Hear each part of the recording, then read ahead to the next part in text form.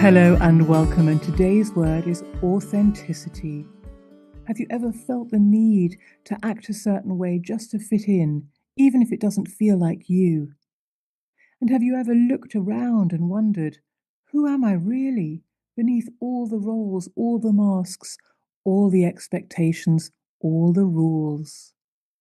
Authenticity is the courage to be yourself, even when the world pushes you to conform.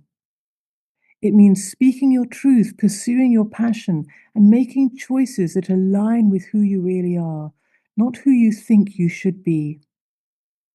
In a society that often rewards people pleasing and conformity, being authentic takes strength.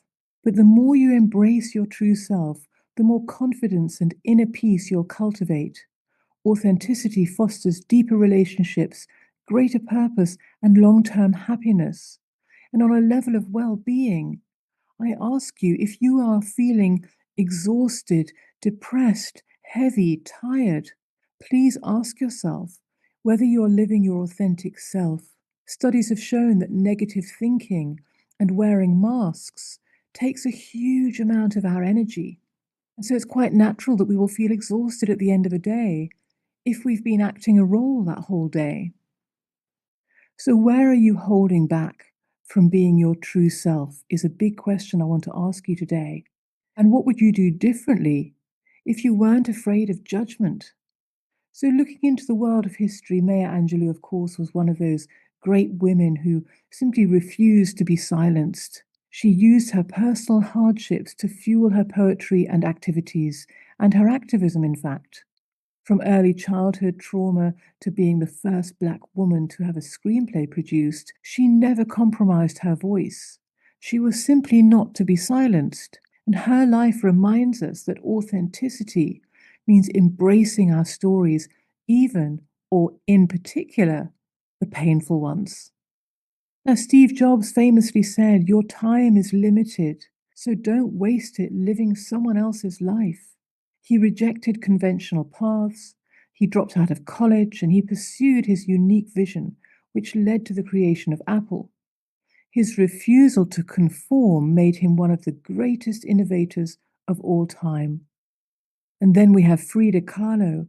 In a world that expected women to be demure and traditional, Kahlo was bold and rebellious and unapologetically herself.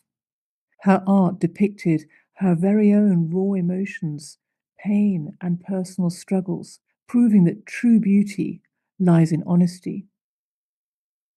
Now, studies show that people who embrace authenticity experience lower stress levels and greater overall happiness. And that links in nicely to what I previously mentioned about energy levels. And if we want to feel lighter and find it easier to go through life, being authentic is a big part of that. The famous 2010 study by Dr. Brene Brown found that vulnerability, the willingness to be seen as we truly are, is the foundation of authentic living. And the word authentic comes from the Greek authentikos, meaning original, genuine, principle. In other words, to be authentic is to be original and to be the original version of yourself. So let's look at three areas then for today. Number one, identify your core values for yourself if you're not clear on them already. What matters most to you? Write down your top 5 values and evaluate whether your actions align with them. And I also recommend evaluating the values themselves.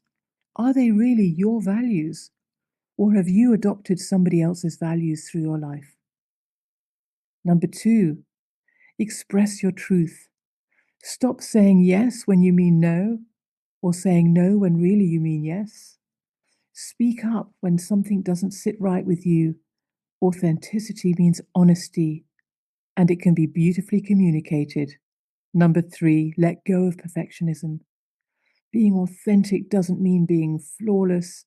Accepting your imperfections is part of being real, and it's part of the human experience. So just be you, whatever that looks like. And we're going to end with a quote today by Ralph Waldo Emerson. To be yourself in a world that is constantly trying to make you something else is the greatest accomplishment.